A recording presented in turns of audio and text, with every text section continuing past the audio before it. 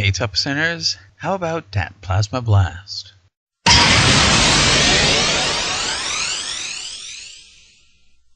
That's right guys, we're already past the first week of pre-releases for Plasma Blast, and now would be the best time to look at what's hot and what's not. So with that, let's roll straight into this, shall we? So let's start with what everyone's been talking about. Genesect Virizion, the big deck. Or at least what's being hyped as the next big deck, and pre-order prices are confirming this. People do believe that this is the next deck to put pressure on the format, and can you blame them? My opinion on this deck is it takes the strongest aspects of already existing decks and makes them its own. Genesect X's Megalo Cannon is pretty much a reworked Night Spear with a matching balance for its energy cost, and you can be forgiven for thinking that that's where the similarity with already existing decks ends. But it doesn't end there. Virizion takes on Keldeo Blastoise's greatest strength without making it obvious. It's already clear to most people who are familiar with the card that it provides energy acceleration, so that's the Blastoise angle covered. But what about Keldeo? Well, what was the strongest focus of Keldeo's Russian? It was removing statuses from our active Pokemon, wasn't it? Sure, the ability had more versatility than that, but removing Stati was a huge hook. And Virizion has Verdant Wind, an ability that asks, do you have grass energy attached? And if you say yes, then status conditions don't exist for you anymore. The deck has power, it has options in the form of Genesect's personal aspects, and it has built-in protection. All of these are good reasons to run the deck. In fact, all of these are probably reasons the deck will be run.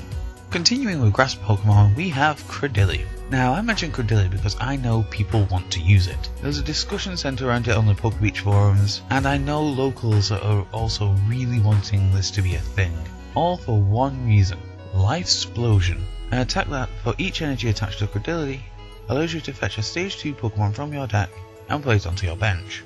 Now initially this sounds amazing, until you look at the numbers involved. The preferred setup for a stage 2 is to get 2 copies of its basic onto your bench, so that if something happens to one, you can still have a basic left to rare candy to your stage 2.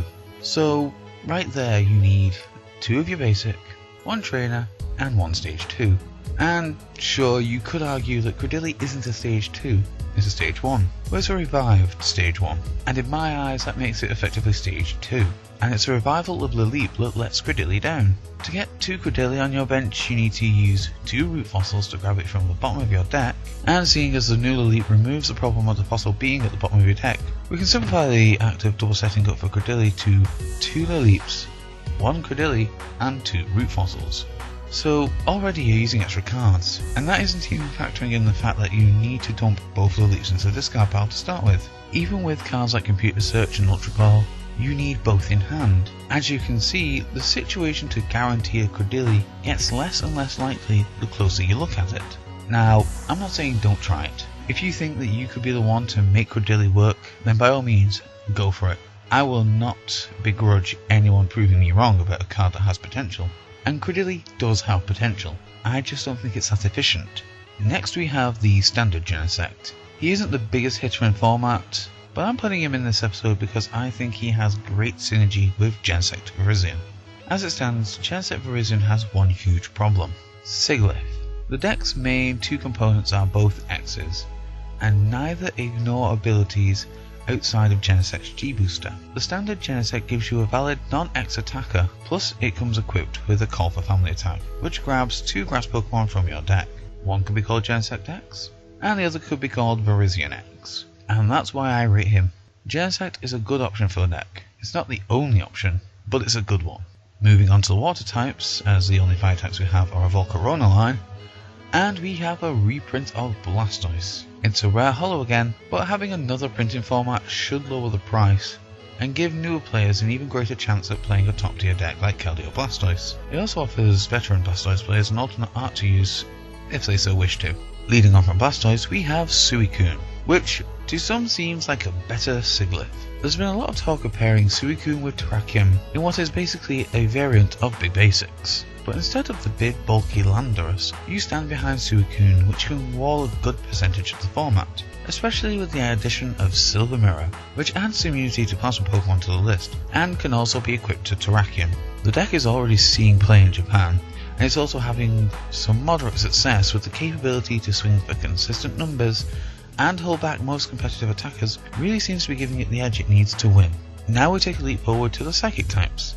And we start with Drifblim, a card that saw a lot of attention when the scans first dropped from Japan, but his pre-order prices aren't really reflecting the initial hype, and I can see why people would be wary to invest into Drifblim. His floaty balloon ability and derail are an amazing combination, but he's anti-plasma, and as such he doesn't do too much against anything non-plasma. Plus, Genesect version can push through it and not have to worry about energy detachment, as it doesn't need to run special energies. The next psychic type is Sigilyph, and his ability Toolbox, which allows him to hold up to 4 Pokemon tool cards, which could lead to some amazingly interesting combinations, but I've yet to see what it can do, and whether it can compete competitively. My first opinion is that it won't really hit the mech format, but it could. There's definite potential here. Taking another leap up our types, we have Jirachi X. The biggest focus I can see this card receiving is in Klinklang, but the deck making it immune to most attackers, it will seem like less of a gamble to play down Jirachi and grab a supporter. I personally wouldn't recommend it in any other deck, just due to its low HP and X status making it an incredibly easy 2 prizes. But as I mentioned, Klinklang does act to mitigate that problem, and could make this card a powerful consistency tech.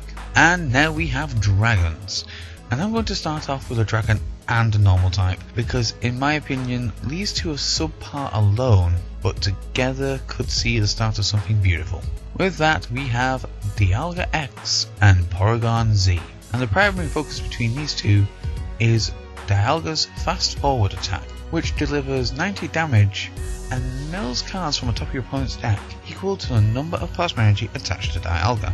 This attack combined with Porygon Z's Plasma Trans ability means you can manipulate the plasma energy on board, meaning it isn't too absurd to try tanking with one Dialga. When he takes the damage, move the energy somewhere else, max potion, then return the energy and keep attacking as if nothing had happened.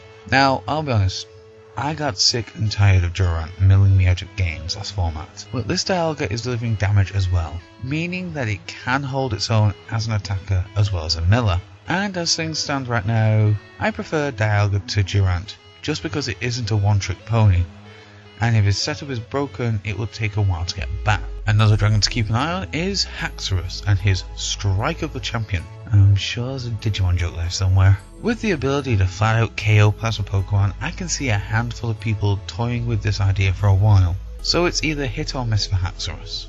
And that wraps up the Pokemon in this set, so let's look at some trainers. A huge shout out for the reprints of Catcher and Energy Retrieval.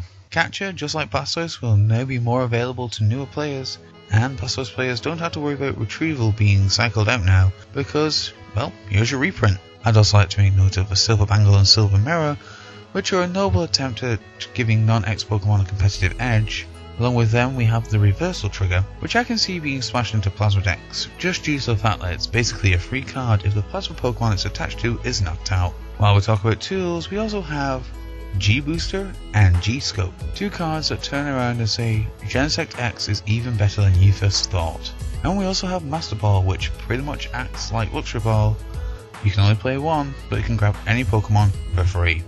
And that's pretty much Plasma Blast in a nutshell. Another set, another top deck, and some attempt at diversity that hopefully won't go ignored. Until next time guys, I've been Rad to Joey, you guys are top percent. Peace out.